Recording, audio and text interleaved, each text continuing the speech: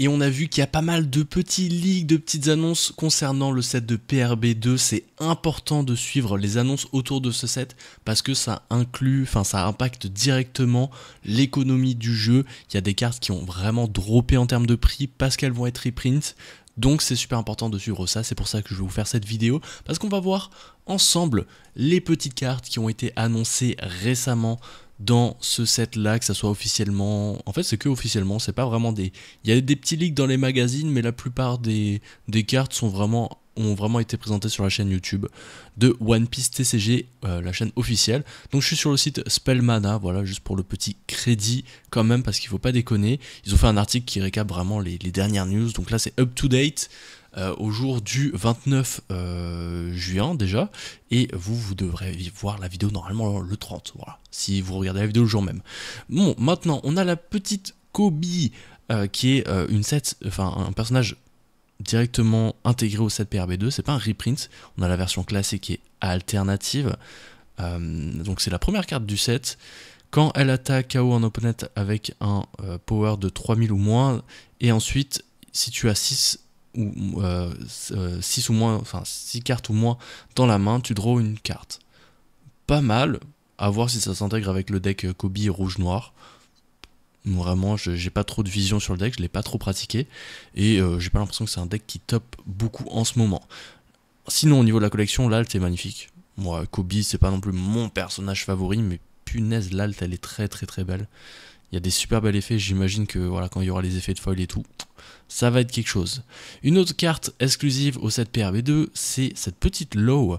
Qu'est-ce qu'elle fait cette petite Low? C'est une 6 cost pour 7000. Si le caractère... donc si ce caractère est remove du terrain par un effet de l'adversaire, tu peux donner moins 2000 à ce personnage au lieu de ça. Quand il attaque, tu peux donner à un personnage opposant moins 2000 durant ce tour. Ok, je trouve ça cher quand même, c'est une 6 pour 7, c'est un compteur 1000 aussi, c'est important à prendre en compte. Ça peut peut-être s'intégrer dans des decks Shanks, voilà, parce que Shanks on aime bien mettre des minus, mettre moins 2000 et tout. C'est une carte qui va être aussi dure à retirer, mais tour 6, j'ai l'impression qu'il y a un peu mieux. Mais ok, très cool. Au niveau de l'effet, waouh, on est sur une super belle carte. J'aime bien cet artiste là, je pense que c'est l'artiste aussi qui a fait la carte de Crocodile de OP9, la Alternate. On reconnaît sa patte directement. L'image est très belle, vraiment rien à dire. L'Alternate est très très belle. Et tu vas voir que dans ce set, hein, vraiment les Alternates, c'est incroyable. Moi j'aime beaucoup. Lucky Roux, une nouvelle carte aussi, un petit bloqueur. Celui-là, ça fait, on l'avait vu la dernière fois dans la vidéo, donc pas vraiment grand chose à dire sur ces cartes là qu'on a déjà un peu traité. Gecko Moria par contre c'est tout nouveau, PRB2 aussi, donc lui si ton leader c'est Thrillerback, bah, ça tombe bien, il y a un leader de Gecko Moria, tu peux placer un cost 4 or lower character from your trash into you play instead. Attends, place up one cost 4 of lower, hein? If your leader, hein? Un trash into play rested, then give your leader. Ok, donc en gros, bah, ça te permet un peu de jouer avec ta trash, quoi. C'est on play, tu mets un 4 cost, et que tu mets rested, ok, et ensuite tu donnes aussi une rested donne. Ok, donc ça a l'air d'être une carte qui a quand même pas mal d'impact. Elle a pas mal d'impact aussi dans mon cœur avec cette alternate. C'est trop beau. J'aime trop les cartes de Gecko Moria. J'aime pas trop Gecko Moria en vrai, pour être honnête. Par contre, les cartes alternatives de Gecko Moria sont quand même très cool. Donc j'ai l'impression que c'est une cool pour les gens qui jouent Gecko Moria. Mais sinon, ok, je pense pas que ça va s'intégrer à d'autres decks. Par contre, ouais, c'est une très belle carte. On a cette petite sabot noir PRB2 encore une fois. Très belle carte. On a la classique ici et l'alternate ici. Si tu as 15 ou plus de cartes dans ta trash, tu peux donner cette carte moins 3 de cost. Ok, donc ça permet... C'est un on-play ou pas? Je pense pas, non, ça a l'air d'être un play, un truc vraiment tout le temps là, vu que c'est la première ligne. Ça veut dire que tu peux potentiellement la jouer pour 3 cost. Donc une 3 cost pour 6000 c'est quand même cool. Le fait que ça soit une Touquet aussi c'est intéressant. Donc à voir dans quel deck ça peut s'intégrer. Dressrosa, il y a Usopp en leader. Revolutionary Army, je vois de tête, je vois pas comme ça directement des leaders, il doit y en avoir. Mais ça a l'air d'être quand même cool, hein. Et la version alternate est quand même très très jolie. J'aime beaucoup la dynamique de la carte. Ensuite, ça, c'est des cartes qu'on avait déjà vues, voilà, des petites cartes pour peut-être le deck Blackbeard. Est-ce que ça va s'intégrer? On verra bien. On a cette petite Otama aussi. Sinon, on a d'autres cartes qui sont quand même magnifiques. Cette carte de Shanks, oh là là là là, comment elle est trop trop belle. C'est une carte, je crois que c'est une chercheur. Il me semble vraiment dans la méta où Shanks était très fort, donc OP10, OP9, il n'y avait pas vraiment de liste qui l'intégrait. Par contre, j'ai vu des listes de OP12 et j'ai vu que Shanks revenait un petit peu parce qu'il y a un Shanks 4 cost ou 5 cost, là, un Shanks mid qui arrive et qui renforce un peu le deck. Et j'ai vu des listes intégrer la chercheur enfin parce que sinon elle n'était pas trop jouée. C'est une très très belle carte. Moi j'aime beaucoup. On a ensuite cette Shanks ST16 aussi. Très très belle en alternate. Voilà, c'est une carte qui rentre dans pas mal de decks, notamment Bonnie. Et globalement, c'est une carte qui peut s'intégrer dans beaucoup de decks verts parce que c'est quand même une carte très forte qui te permet de KO une carte rested adverse. Ce qui est quand même très cool. On a ce Zoro en noir aussi qui est quand même un peu moins intéressante. Vraiment, c'est cool, mais je suis pas non plus waouh. Moi, je suis vraiment sur cet event manga. Est-ce que c'est... Ouais, je pense que c'est une event manga, hein. On rentre sur le design d'une event manga. Donc voilà, pour ceux qui font les full sets des events manga, vous aurez de quoi vous mettre sous la dent. J'ai l'impression qu'ils ont fait tous les chercheurs en fait de OP9, hein, les chercheurs event, on va le voir plus tard. Ensuite, on a cette magnifique, j'allais dire Sanji, mais non, c'est Tony Chopper dans le corps de Sanji. Très très belle, hein, l'arc Punk Hazard aussi, ça... Franchement, pour ceux qui suivent pas le manga, ils doivent se dire, mais attends, pourquoi c'est Tony Chopper? Là, c'est un peu plus clair, je trouve, parce qu'il y a la petite tête de Chopper ici. Une très très belle carte, une carte très forte, donc c'est cool d'avoir l'alternate, parce que tu peux l'intégrer dans beaucoup de decks rouges. On a ensuite la Basil Hawkins aussi, dont voilà, c'est une carte horrible, quand tu la mets KO, ça te trash une vie, c'est très très chiant, mais il y a quand même quelques cartes qui permettent de s'en débarrasser, que ce soit pour mettre dans la trash sans la mettre KO, que ce soit pour la bottom deck. Donc c'est quand même cool, mais sinon l'alternate est quand même très très belle, donc voilà, les joueurs jaunes seront satisfaits. On a cette Trafalgar Law aussi qui est quand même très très belle, j'ai l'impression que c'est aussi à Punk Hazard, parce qu'il y a un peu de neige et on voit les sortes de trucs chimistes derrière là, c'est quand même très très beau, le petit labo. On a ensuite cette magnifique carte, j'ai plus le nom, mais c'est celle qui permet qui rentre dans Shanks. Est-ce que celle qui donne moins 4000 ? Non, je sais plus. Je crois que c'est celle qui se permet de se débarrasser d'un bloqueur adverse, un truc comme ça.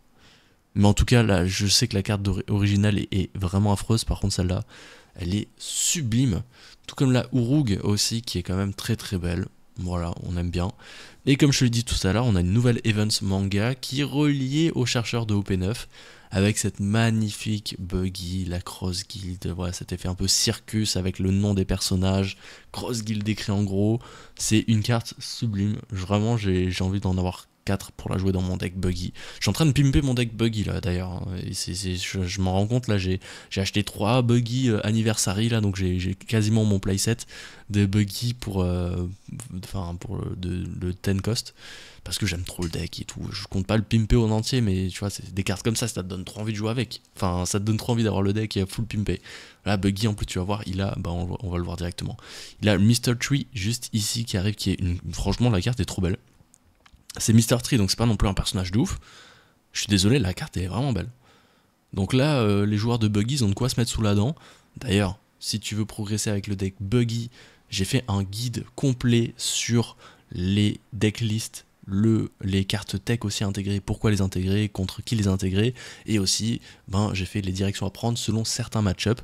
C'est un guide qui est vraiment pas là pour vous présenter le deck, c'est vraiment un guide pour, oui, présenter le deck, mais aller plus en profondeur. Si vous êtes chaud, n'hésitez pas à mettre en commentaire, je pourrais faire une version gratuite en vidéo YouTube où vraiment je présenterai le deck et pourquoi pas faire 2-3 parties avec, mais juste vraiment pour vous présenter le deck. Mais attention, le guide il est vraiment là pour progresser, aller un step plus loin, un pas plus loin, tout simplement. Mais voilà, Buggy, ils ont de quoi se mettre sous la dent. On a ces events aussi qui sont très très belles. Moi j'aime trop, là c'est la Lucci contre Enfin, c'est la Luffy contre Lucci, très très belle. On a aussi cette magnifique carte. Ce personnage, j'ai Apu, il a je sais pas combien d'alternate. Cette carte là en particulier, elle a trop d'alternate. En même temps, elle est très cool. Si c'est bien celle que je pense, hein, c'est celle qui permet de reste un personnage de 2000 ou moins. Et en plus c'est un Touquet, donc c'est une carte qui est trop bien à avoir dans la partie en fin de game parce que bah soit c'est un Touquet, soit c'est une carte qui va te bouncer un bloqueur, enfin pas bouncer mais rester un bloqueur. Très très pratique, mais j'ai l'impression qu'il y a trop. Il y a la winner, il y a celle des event pack des tournois volume 2 2025. Il y a, je pense, il y a d'autres trucs aussi. Puis maintenant il y a celle-là. Donc c'est pas une carte qui va non plus qui va coûter cher hein, au bout d'un moment, mais c'est cool, c'est une carte qui s'intègre dans pas mal de decks. On a aussi des leaks tout frais avec, tu vois, encore une fois, l'event manga de Blackbeard. Donc là, des 3 events, hein, il y a celle-là, il manque l'event de Luffy. Est-ce qu'il y avait une event chercheur de Luffy dans Black Violet dans OP9? Sûrement, j'ai pas le set en tête là, mais sûrement. On a d'autres cartes aussi, cette magnifique Shanks. La Shanks, je suis désolé, mais je pense qu'avec les dorures, tout ça, en vrai, ça va être sublime. C'est une Shanks de OP... c'est OP6. Est-ce que c'est la Shanks qui tue une moins 10 000? Je pense que c'est une Shanks qui tue une moins 10 000 quand en on-play. Enfin, une 10 000 ou moins de puissance en on-play. Je pense que c'est celle-là. Et la carte est trop belle, les deux. Enfin, vraiment, cette carte-là, en vrai, à mon avis, va être trop belle. On a aussi cette Sanji, aussi, là, un petit event très joli. On a d'autres cartes avec ce Draken, la carotte et la Zoro. La carotte aussi qui s'intègre dans beaucoup de decks verts, donc les verts vont être très contents. La jaune Draken, je ne sais pas pour être honnête, c'est une Touquet donc ça a l'air cool. La Zoro, c'est la Zoro de OP9. Bah oui, elle s'intègre dans des decks justement, bah, le Luffy violet noir, donc très cool. J'aime bien la carte, même si j'aime pas trop le design. Enfin, j'aime bien la carte dans l'ensemble, mais le caractère design j'aime pas.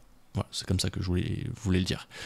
On a le Finger Pistol qui arrive en alternate, donc j'espère qu'il y aura le Finger Pistol classique en reprint, j'imagine que oui. En alternate, par contre, la carte est trop belle.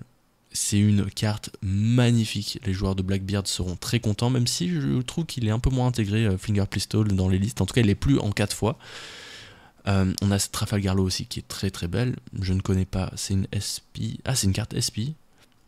Ah bah tiens, tout comme la Shanks en fait. Ouais, donc les SP de PRB, ça va être un peu dans ce thème Gold et Full Art. Ok, je vois le délire. Très bien, j'aime beaucoup.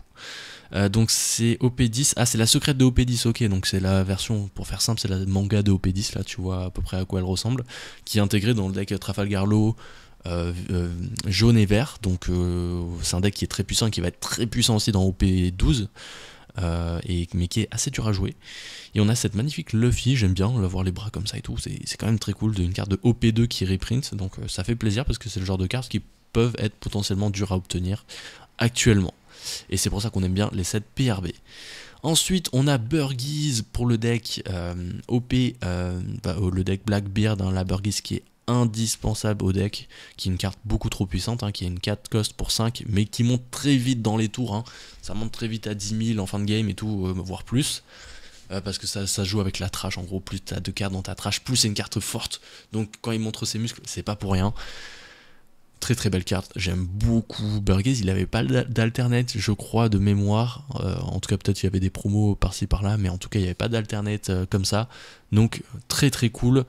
La Uzohachi, bon bah voilà, ça permet d'en parler, elle va être reprint aussi en version classique, et la version... j'aime trop en fait ce délire là, c'est un peu comme la Mr. Tree, si on regarde, tu vois, avec un peu cet effet de flou gaussien sur un personnage ici, donc là c'est Buggy et la Mr. Tree. J'aime trop l'effet, il y a un flou d'arrière-plan, ok, donc ça met vraiment en focus sur le personnage. Il y a un peu ce même délire là avec Uzohachi où t'as un personnage en premier, j'arrive pas à discerner qui c'est, ça se trouve c'est un décor, hein. Et t'as aussi un Uzohachi et ensuite t'as un flou gaussien derrière. Donc ça met vraiment l'accent sur le personnage, c'est vraiment des cartes trop belles. Le set me hype de plus en plus en vrai. Et juste pour vous montrer à quel point c'est important, parce que je vous l'ai dit en début de vidéo, ah c'est important de suivre les trucs, bah oui, regardez à quel point c'est important. La carte Uzohachi qui montait dans les tours, hein, qui allait monter jusqu'à genre $12 US, bah là en ce moment elle a vachement plus drop puisque on est plus dans les 9 $, et ça va pas cesser de baisser. Donc tu vois là il y a eu un gros drop dès qu'il y a eu l'annonce, donc ça va continuer de baisser parce que bon voilà, quand le 7 va sortir ça va être encore plus bas. Donc tu vois, c'est important de pas se précipiter sur les achats en ce moment. Par exemple les Cavendish de EB1, les Brook de EB1 aussi, bah, pas mal de cartes de EB1 en vrai, parce que bah, il y aura sûrement des reprints, donc ça va être très cool, tu vois. Même cette buggy là elle va rentrer dans le deck de Riley de OP12, le deck Red. Donc c'est cool qu'il y ait une intégration, et d'ailleurs le foil tu le vois avec les berries là comme ça, c'est très très beau, c'est un nouveau foil, ça change du PRB 1 où c'était la tête de mort des Mugiwara avec l'emblème quoi. Non c'était pas, enfin ouais c'était une tête de mort avec les os là, tu sais, le truc de pirate classique. Donc c'est cool qu'il y ait un nouveau foil. Cette crocodile aussi c'est cool parce que tu peux l'avoir que dans l'event 2v2, d'ailleurs je l'ai fait dernièrement. C'était assez rigolo, c'était assez fun à faire, on s'est fait sortir premier tour, tant pis, mais c'était vraiment pour le fun, donc j'ai pu en avoir 2, moi de mon côté. Mais voilà, maintenant tu peux, parce que c'est cool, parce que c'est une carte promo que tu peux avoir que dans un event, donc c'est une carte qui était vouée à monter en prix si elle était jouée dans Buggy. Elle peut être jouée dans Buggy, mais elle est pas indispensable, donc c'est pas une carte qui a vraiment monté en prix, mais le fait qu'elle soit reprint dans un PRB, c'est rassurant, parce que les cartes promo qui sont très fortes et qui sont uniquement obtenables dans des events, bah souvent les prix ils explosent, parce que si elle est jouée, c'est compliqué. D'autres petites cartes par-ci par-là qui sont reprints. Cette promo aussi de Trafalgar Law, là on le voit, il y a un petit P, je sais pas à quel point elle est jouable, ça a l'air d'être une carte avec un trigger effect, donc pourquoi pas. Cette carte aussi qui rentre dans pas mal de decks noirs. On a cette petite deck de starter deck, qui est un starter deck numéro 2 je pense. Ouais, starter deck numéro 2. C'est une carte qui a eu quand même pas mal de versions alternatives par-ci par-là, donc c'était pas trop dur de l'avoir, mais de plus ça va aller, plus ça va être dur. Donc c'est cool qu'il y ait eu un petit reprint avec les foils qui correspondent quand même pas mal au personnage, avec les petites parts de pizza et les petits morceaux de viande. C'est très cool. On peut voir aussi qu'il y a eu un reprint de la... qu'il va y avoir un reprint de la... comment ça s'appelle, de la barbe blanche rouge, celle du deck de barbe blanche justement. Quand tu la poses, tu peux la reste, elle met une donne et elle met minus... non, je crois qu'elle... Elle reste, non, elle détruit un 5000 ou moins, je crois, ou 6000 ou moins, un truc comme ça. Ce qui est très utile contre des petits bloqueurs gênants. Donc l'art est magnifique, très très cool. Et pour finir, hein, non, on va pas finir avec cette carte, il y a d'autres. Oui, on va finir en fait, parce qu'il n'y a pas d'autres trucs. Mais cette petite Luffy de EB2, pardon, Secret, qui est super compliqué à avoir, qui coûte quasiment 90, 100 $ facilement, bah, elle va avoir un reprint en Secret SP. Donc tu vois, il y a ce délire, les SP c'est vraiment des sortes de cartes full art comme ça, avec les dorures, hein. On a vu le Shanks notamment, et le Trafalgar Law comme ça.